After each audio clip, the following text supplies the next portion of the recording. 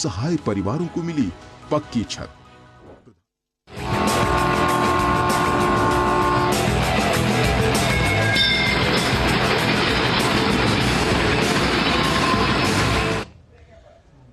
नमस्कार, स्वागत है आप सभी का डीडी न्यूज के इस खास बुलेटिन एक्सप्रेस 100 में, जहां हम आपके लिए लेकर आते हैं राजनीति, मनोरंजन, देश दुनिया, खेल और व्यापार जगत की सभी बड़ी खबरों को एक्सप्रेस यानी फटाफट अंदाज में। मैं हूं गौरव श्रीवास्तव। तो देखिए खबरें तेज रफ्तार से। प्रधानमंत्री नरेंद्र मोदी ने जम्मू दौरे पर 32,000 करोड़ रुपए से अधिक की लागत की कई विकास परियोजनाओं का उद्घाटन, लोकार्पण और शिलान्यास किया।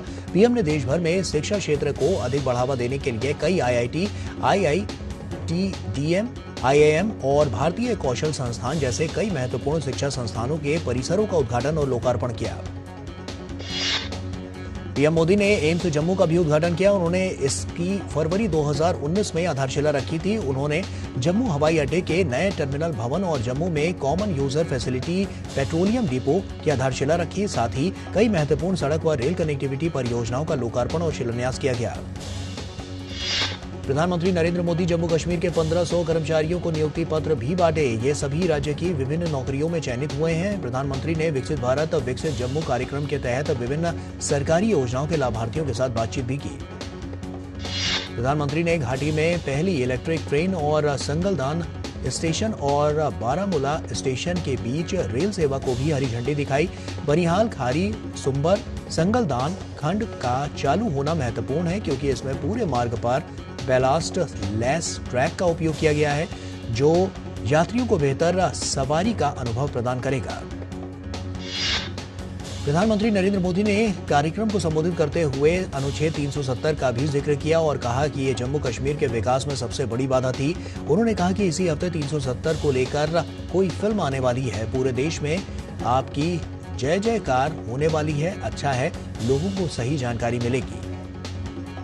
प्रधानमंत्री नरेंद्र मोदी ने जम्मू कश्मीर में शासन करने वाली परिवारवादी पार्टियों पर भी निशाना साधा। उन्होंने कहा कि जो सरकारें सिर्फ एक परिवार को आगे बढ़ाने में जुटी रहती हैं, वो सरकारें अपने राज्य के दूसरे युवाओं का भविष्य ताक पर रख देती हैं।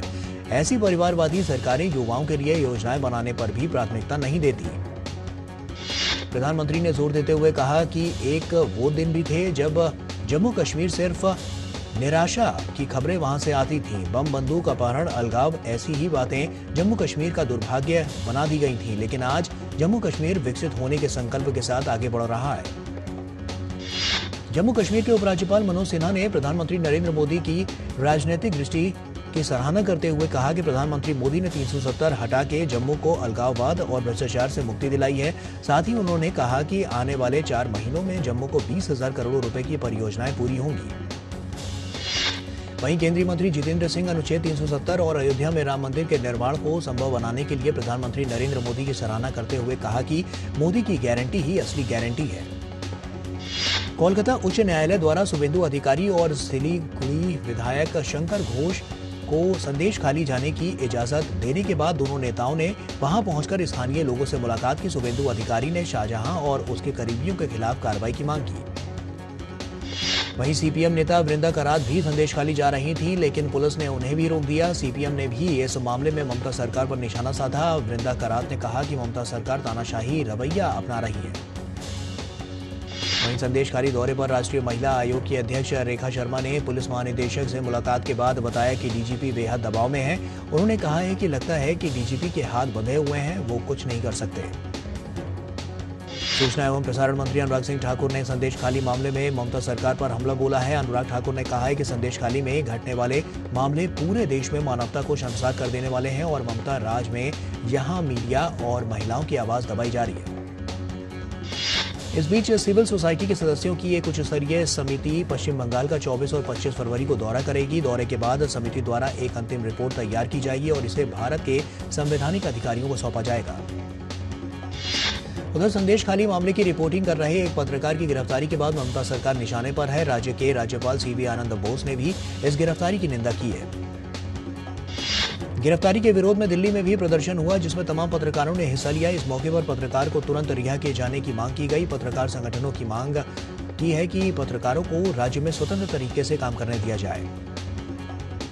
संदेश खाली की घटना पर अखिल भारतीय संत समिति की प्रतिक्रिया भी सामने आई। अखिल भारतीय संत समिति के राष्ट्रीय महामंत्री स्वामी जितेंद्रानंद सरस्वती ने कहा कि संदेश खाली का प्रकरण और पत्रकार की गिरफ्तारी बंगाल में लोकतंत्र की हत्या है। UIDAI ने साफ कर दिया है कि पश्चिम बंगाल में किसी भी व्यक्ति का आधार नंबर रद्द नहीं किया गया है।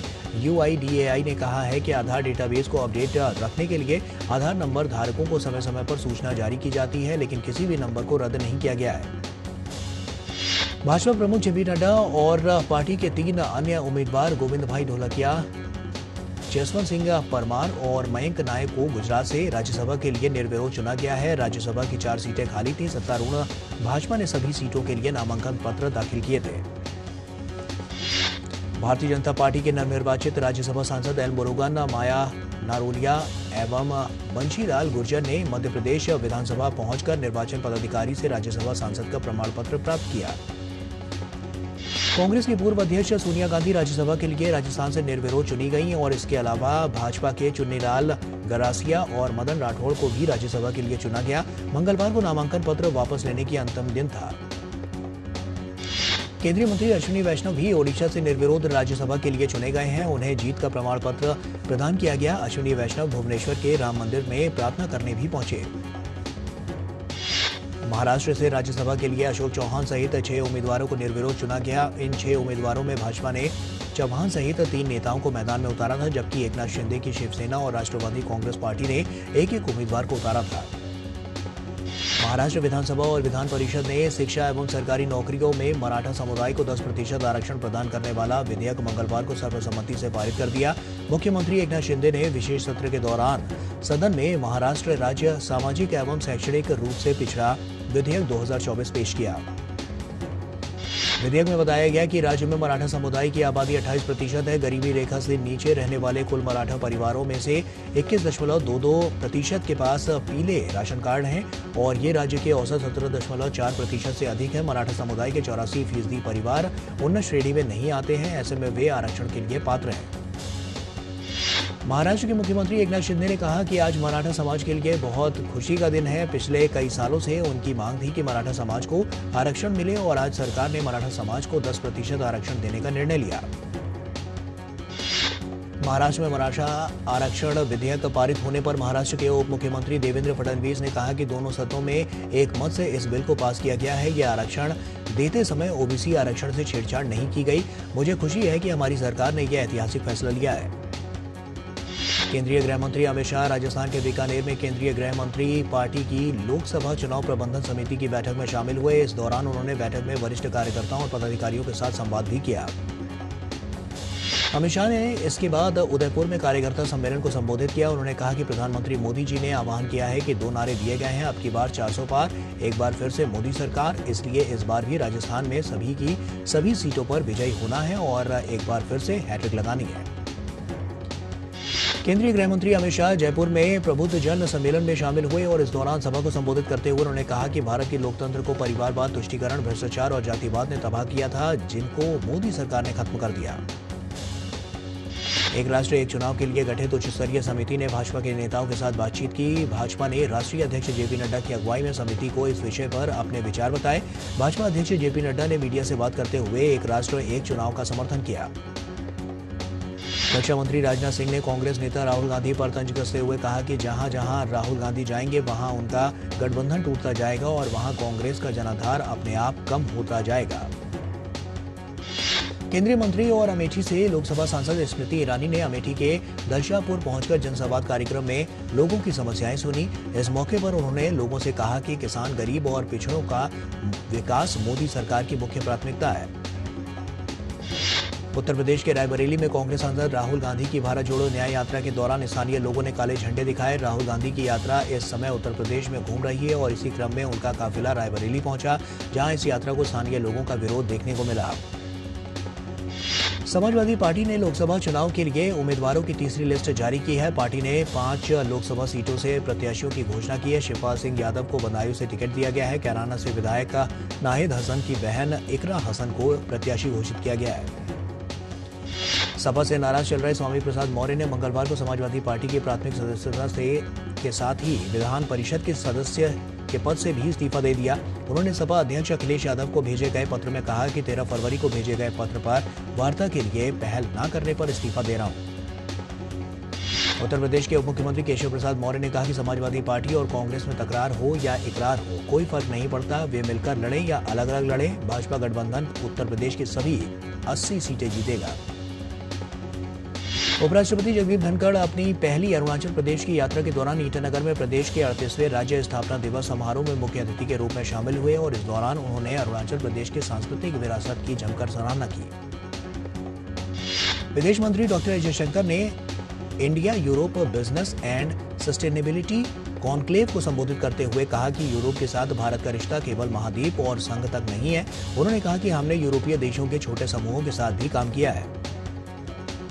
इंदिरा गांधी राष्ट्रीय मुक्त विश्वविद्यालय का 37वां दीक्षांत समारोह मंगलवार को आयोजित किया गया। इस दौरान 3 लाख से अधिक छात्रों को डिग्री, डिप्लोमा और सर्टिफिकेट प्रदान किए गए। छात्रों को संबोधित करते हुए उपराष्ट्रपति ने कहा कि भारत अब काफी तेजी से तरक्की कर रहा है। वक्त एक छोटे से ब्रेक का है, जल्द लौटते हैं। साल, बरस और सदी नहीं, एक युग गुजर जाएगा। उम्र न पूछो वंडर की, जब फर्क नजर आएगा। वंडर सीमेंट, फर्क नजर आएगा। यारो, शादी तो मैं प्रीति से ही करूंगा। कॉलेज टॉप करके अच्छी सी नौकरी लूंगा, झट से प्रीति को प्रपोज कर दूंगा और फैमिली हॉलिडे स्पेन में। वाह यार, मैं तेरी प्लानिंग का बड़ा फैन हूं। तू आज ही SBI में अपना सेविंग्स अकाउंट ओपन कर ले और अपने स्पेन हॉलिडे की सेविंग शुरू कर। SBI सेविंग्स अकाउंट के साथ पाइए सेफ, सिक्योर, कन्वीनियंट बैंकिंग और ग्रेट कस्टमर सर्विस। SBI, देश का फैन। हेलो, आप तो वो हो ना? भैया बताओ ना, हमारी लॉटरी कब लगेगी? चलिए एक लिंक भेजता हूँ, उस पर क्लिक करो और लॉटरी पाओ। 982222। बिल्कुल चूचू नहीं। UPI कहता है किसी भी अनजान लिंक पर क्लिक मत करो, अपने पैसे का ध्यान खुद रखो। और आप पैदल ही जाएंगे? टैक्सी! आप भी ये जानकारी शेयर करें और अपने आसपास के भोले को बचाएं। ब्रेक के बाद एक बार फिर से आप सभी का स्वागत है। आइए खबरों में आगे बढ़ते हैं। उपराष्ट्रपति ने कहा कि पिछले साल आयोजित G20 शिखर सम्मेलन की अभूतपूर्व सफलता ने दुनिया के समक्ष भारत की नेतृत्व क्षमता को साबित किया। उन्होंने कहा कि भारत पहली बार ग्लोबल साउथ की आवाज बनकर उभरा है।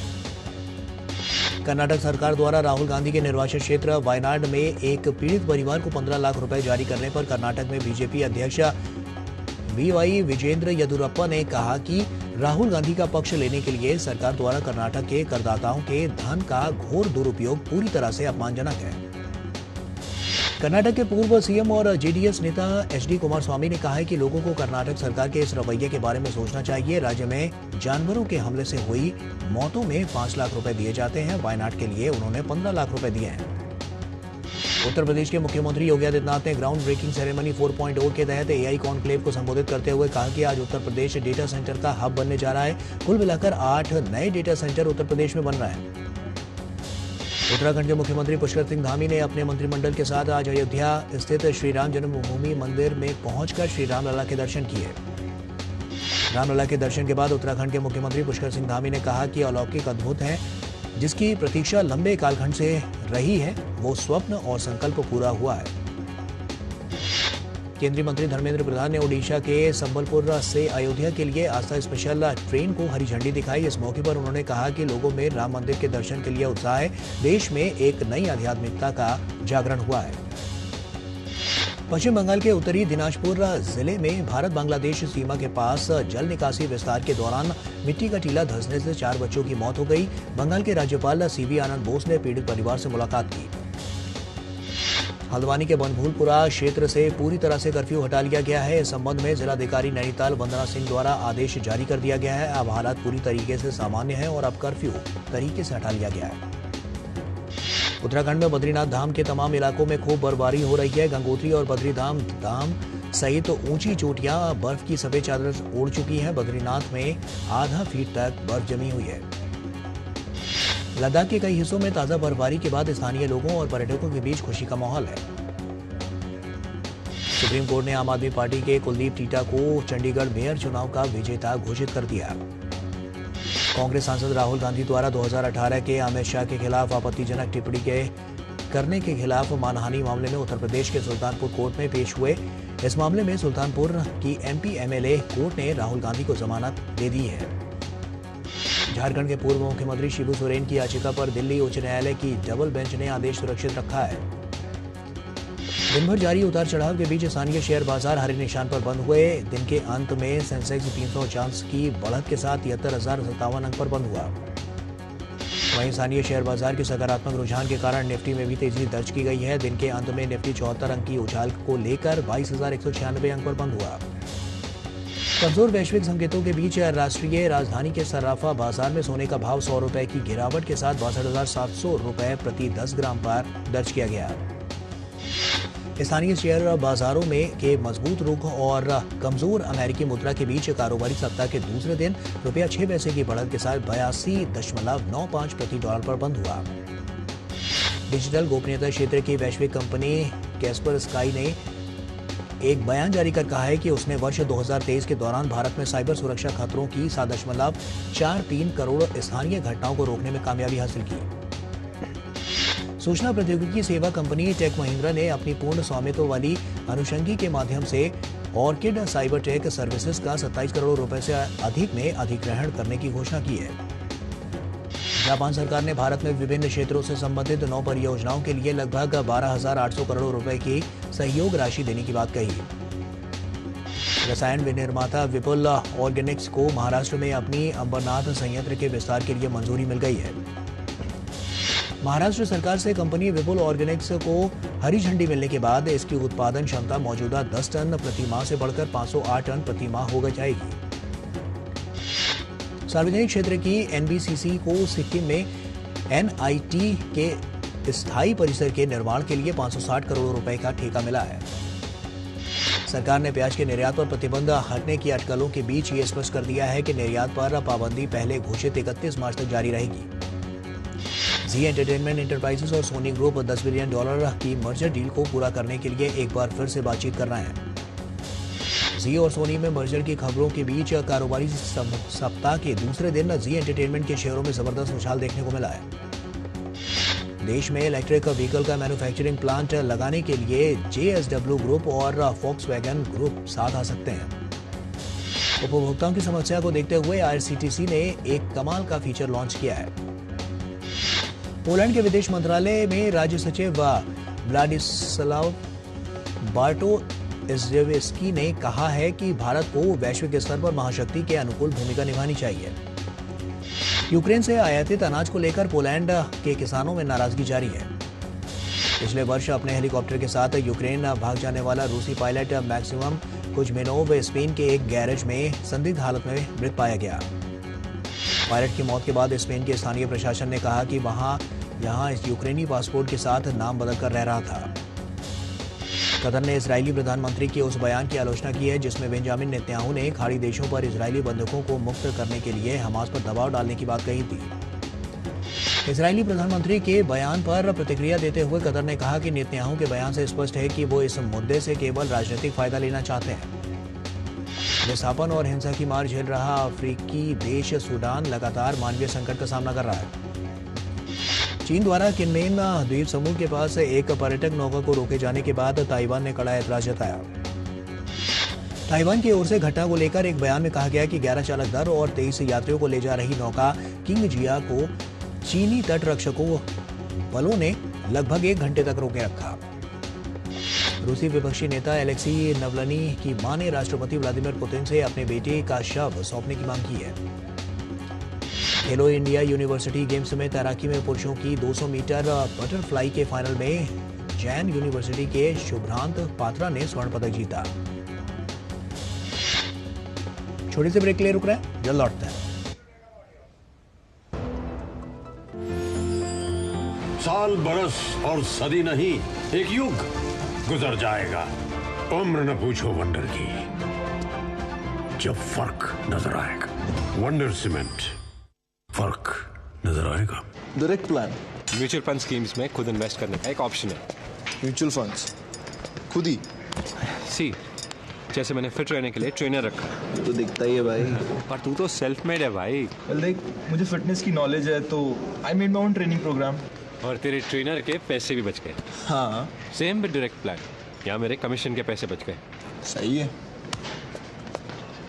म्यूचुअल फंड निवेश बाजार जोखिमों के अधीन है। योजना से जुड़े सभी दस्तावेजों को ध्यान से पढ़ें। मोदी सरकार की गारंटी, सभी को मिल रही हैं सस्ती एवं अच्छी दवाएं, वो भी कम से कम 75% कम कीमतों पर। और अब देश भर में 25,000 जन औषधि केंद्रों के अभियान के तहत रोजगार के अवसर की भी गारंटी। केंद्र संचालकों को 5 लाख से 7 लाख रुपए तक की वित्तीय सहायता का भी प्रावधान। जन औषधि केंद्र खोलने के लिए ऑनलाइन आवेदन www.janaushadhi.gov.in पर आमंत्रित हैं।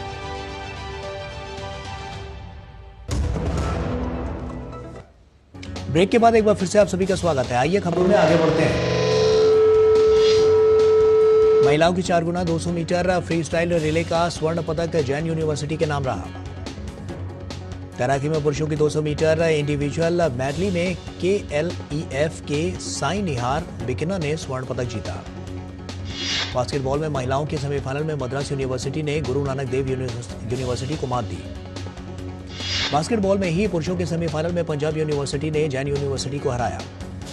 टेबल टेनिस में महिलाओं की टीम बी राउंड 2 में चंडीगढ़ यूनिवर्सिटी की त्रिशा गोगोई ने मद्रास यूनिवर्सिटी की आशिका को मात दी।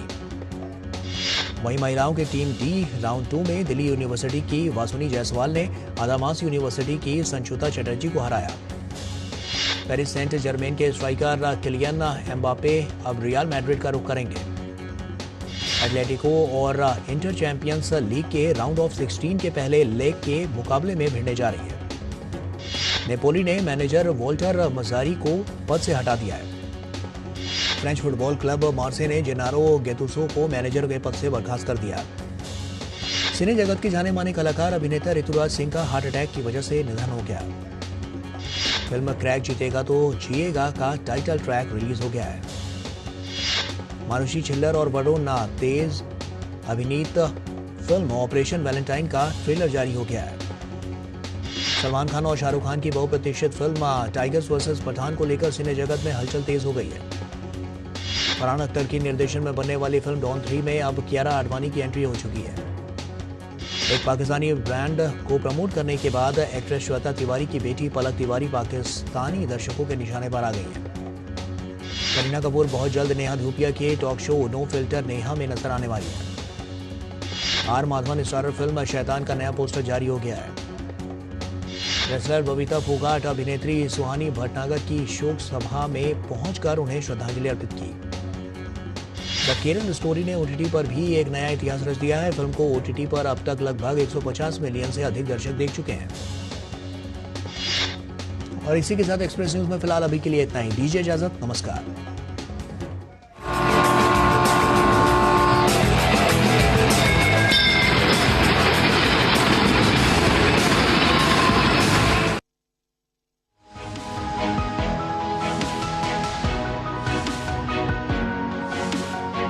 प्रधानमंत्री मोदी ने साल 2000